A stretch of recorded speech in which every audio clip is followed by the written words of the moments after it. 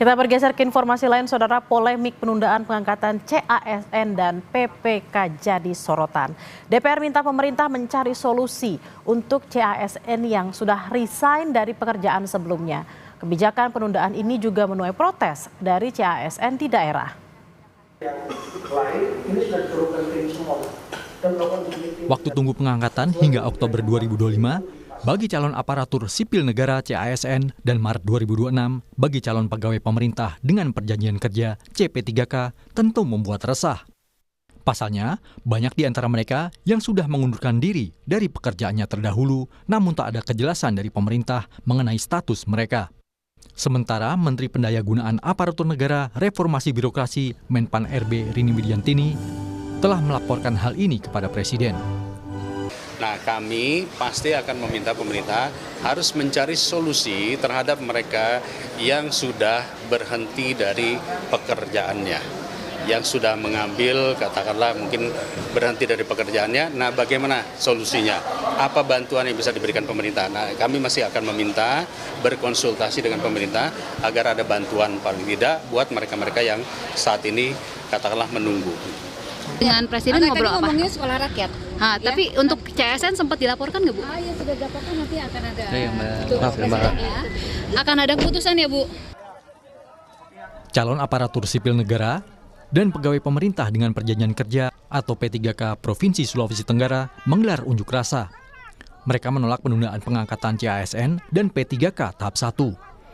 Pengunjuk rasa mendesak Kemenpan RB mengangkat CASN sesuai surat edaran, yakni terhitung mulai tanggal 1 Maret 2025.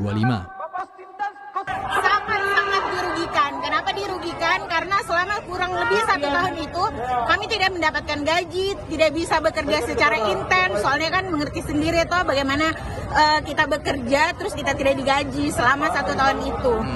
Terus apa yang akan dilakukan selama menunggu penundaan ini? Ya kami juga tidak tahu kenapa apa yang harus kami lakukan. Sebenarnya kan ini mestinya pemerintah sudah harus berpikir kenapa ditunda selama itu. Bagaimana kalau kami yang berada di instansi pemerintahan itu sendiri, apa yang harus kami lakukan? Mau bekerja juga tidak digajikan, mau tidak bekerja juga kami bingung harus regulasinya seperti apa.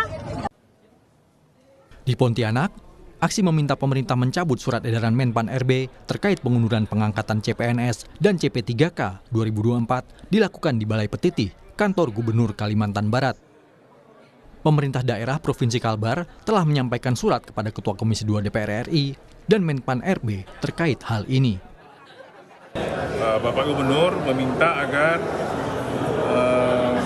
pengangkatan CPNS dan CP3K ini kembali ke jadwal semula, ya, tidak diundurkan di bulan Oktober 2025 maupun di 1 Maret tahun 2026, ya. Jadi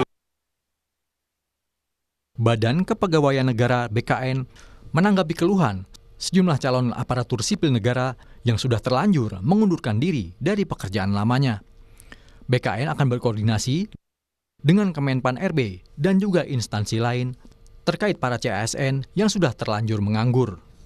Nanti mengundang para calon ASN-nya, instansi ini kemudian mendata, kemudian menghubungi tempat pekerjanya yang lama agar bisa mempekerjakan kembali, atau biar kami dari BKN atau Menpan yang menghubungi, misalnya mengkomunikasikan dengan Kementerian BUMN bila yang bersangkutan bekerja di BUMN, atau dengan Menaker kalau yang bersangkutan bekerja di swasta, atau kepada para gubernur, bupati, wali kota bila yang bersangkutan bekerja di BUMD. Belum tentu juga dikabulkan oleh perusahaannya yang sudah ditinggal itu. Tapi kalau kita tidak berupaya, pasti tidak ada hasil. Tapi kalau kita berupaya, kemungkinannya masih ada 2.